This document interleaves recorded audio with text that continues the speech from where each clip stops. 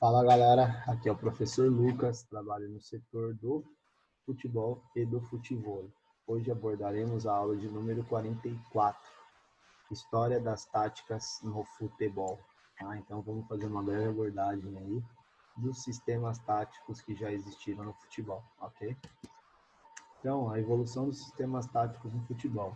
O futebol, como conhecemos hoje, teve sua origem na Inglaterra, em 1823, mas foi apenas em 1848 que as regras do jogo foram unificadas. Então, em 1823, iniciou-se o futebol na Inglaterra, porém, em 1848 que as regras foram unificadas. Neste período que antecedeu a criação da English Football Association, a Associação ou Federação Inglesa de Futebol. Em 1863 não havia um sistema de jogo ordenado e o passe era uma coisa raríssima de acontecer. Jogava no 1-1-8, um back, um zagueiro, um meio-campista e 8 atacantes. A única preocupação era fazer o maior número de gols. Então, já deu uma diferença do jogo de hoje, Então, hoje tem muita troca de passes. Nessa época não havia troca de passes e tinha muito mais atacante do que defesa. Uma coisa que hoje em dia, é totalmente diferente. Você vê os times com muito mais defesas do que atacantes.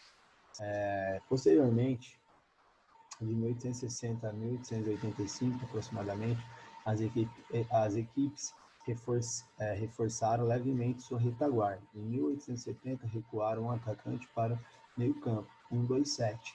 E logo no ano seguinte, os escoceses criaram aquilo que se poderia chamar de jogo coletivo, num confronto com a seleção inglesa, empregando o recurso do passe para avançar sobre o campo adversário. Então,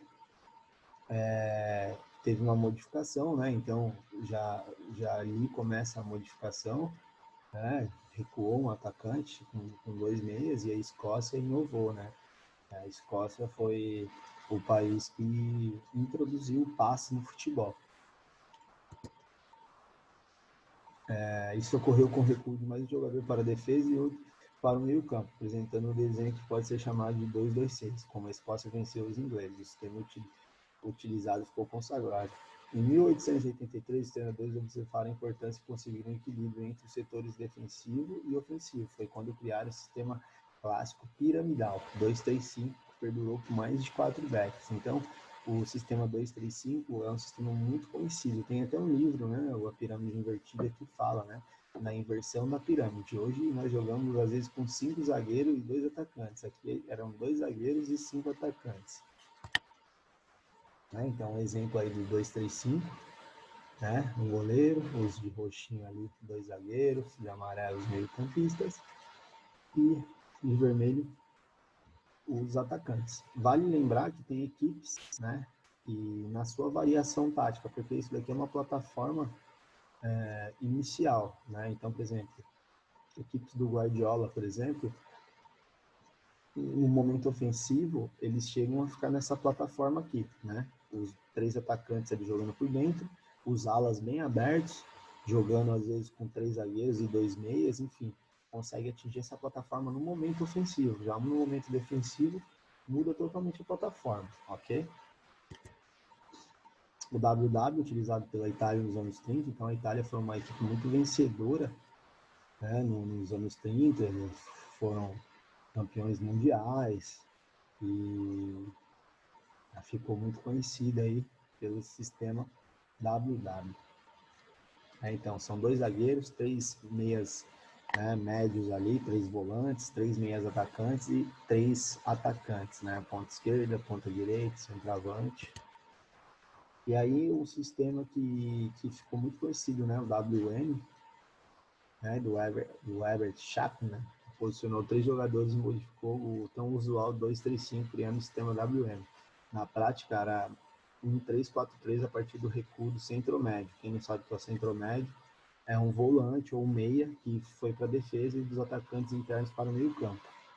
Então, se você pensar lá no 2-3-5, como tinha 5 atacantes, os atacantes internos desceram para o meio-campo, e formou uma espécie de um 3-4-3.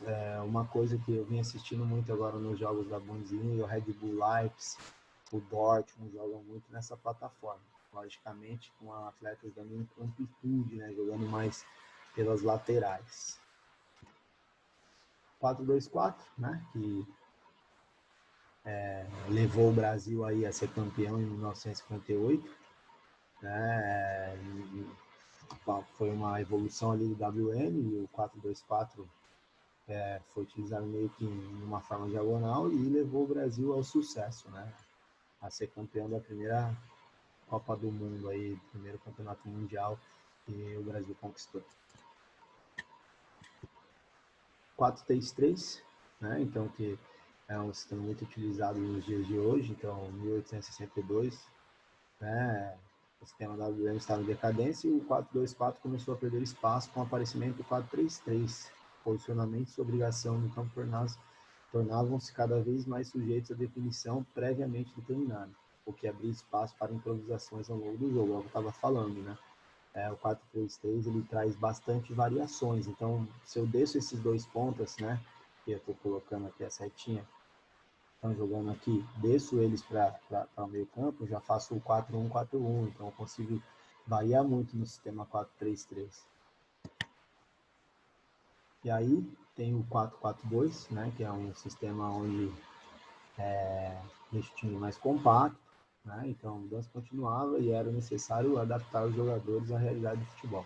Então, em virtude da evolução e preparação física dos jogadores, o 4-3-3 começou a dividir espaço com a criação do 4-4-2 e as suas variações se caracterizavam pelo maior preenchimento do campo, começava na importância de manter a posse de bola. O sistema contava com 4 médios, 2 médios mais defensivos e 2 médios atacantes, com a aproximação dos médios da área adversária, havia necessidade de preparar melhor fisicamente e tecnicamente de maneira a desempenhar melhor suas funções. Então, começou a preencher, né? Vocês viram que a pirâmide começou a se inverter. Lá no começo dos slides, tinham muito mais atacantes do que meias e zagueiros. Agora aqui nessa função já tem muito mais zagueiros e médios do que atacantes.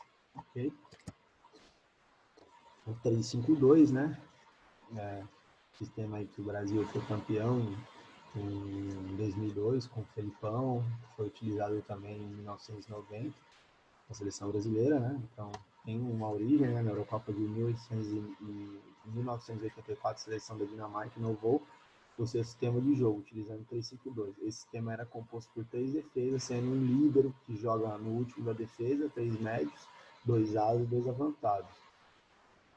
Então, o sistema 3-5-2, eu já abordei, né, em outras aulas, é um sistema que varia bastante. Então, é importante ter 3 zagueiros com boa qualidade técnica para poder construir. Os alas, muitas vezes, viram atacantes, os meio-campos, né, chegando na linha de fundo aqui para realizar cruzamentos, e os meio-campistas pisam na área, né, então é um sistema que parece ser defensivo, mas ele é bem ofensivo por si. E agora eu vou falar um pouco dos sistemas táticos atuais, né? No futebol moderno, os sistemas táticos mais usados são o 4-3-3, né? Que a gente abordou aqui, 4-4-2, o 4-5-1, que pode ser uma variação do 4-3-3, o 5-4-1, que pode ser uma variação do 3-5-2, o 5-3-2, que pode ser uma variação do 3-5-2, o 3-5-2, o 4-2-3-1, tem o 4-1-4-1, né? Então, diversos sistemas que são utilizados nos dias de hoje.